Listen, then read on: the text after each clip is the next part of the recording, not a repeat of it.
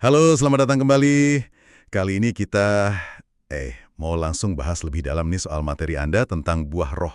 Fokusnya dari Alkitab ya, khususnya Galatia 5 ayat 22-23.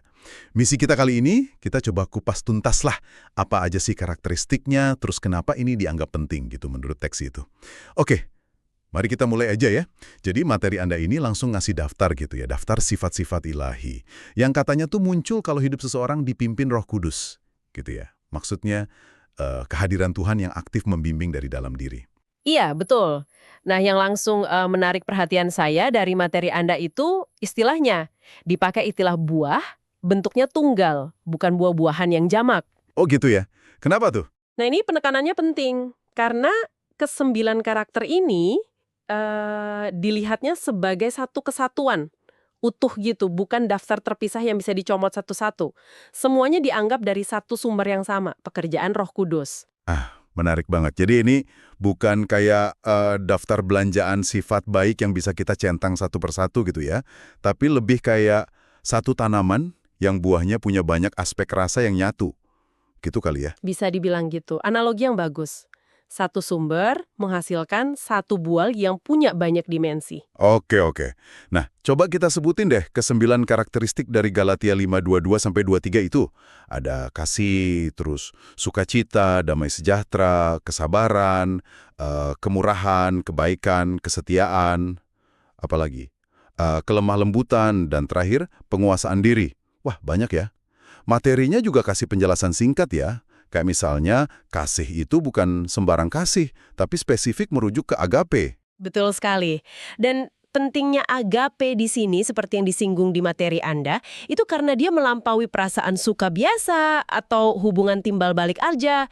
Ini lebih ke kasih yang tanpa pamrih, ya kan? Mhm. Tanpa syarat, yang dianggap cerminan sifat ilahi itu sendiri. Iya, iya. Sama juga kayak sukacita.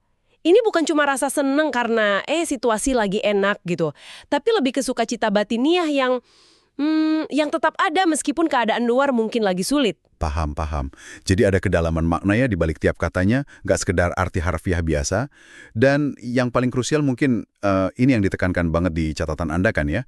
Ini semua bukan sesuatu yang bisa kita hasilkan gitu aja, pakai usaha atau kekuatan kita sendiri. Tepat sekali. Materi Anda secara eksplisit mengaitkannya dengan hidup yang dipimpin oleh Roh Kudus.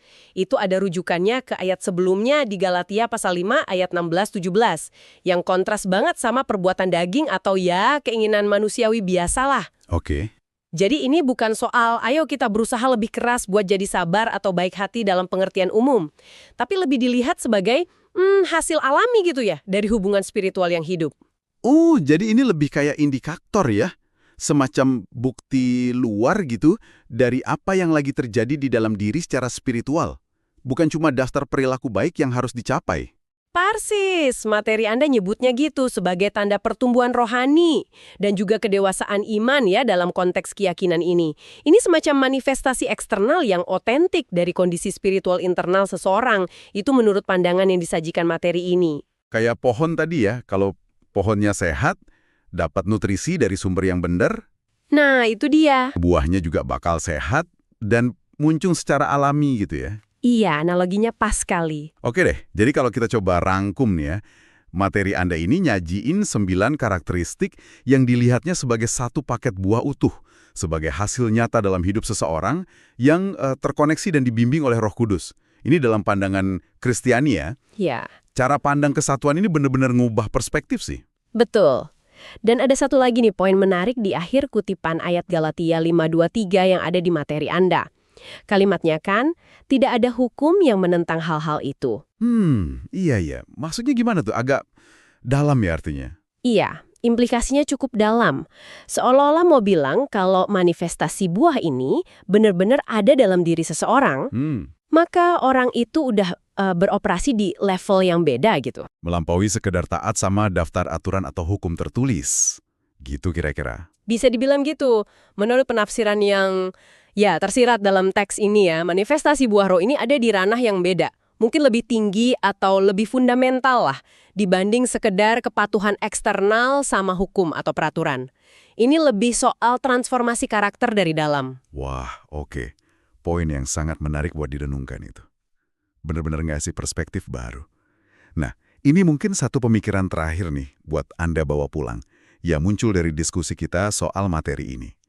Tadi kan kita udah bahas panjang lebar ya, kalau buah ini ditekankan banget bukan dari usaha kita sendiri, tapi dari Roh Kudus. Iya, betul. Sumbernya ilahi. Pertanyaan lanjutannya bisa jadi gini, gimana kalau fokus perenungan kita itu bukan cuma pada keinginan buat punya sifat-sifat ini, tapi mungkin lebih pada gimana caranya menjaga dan memperdalam hubungan dengan sumbernya itu sendiri.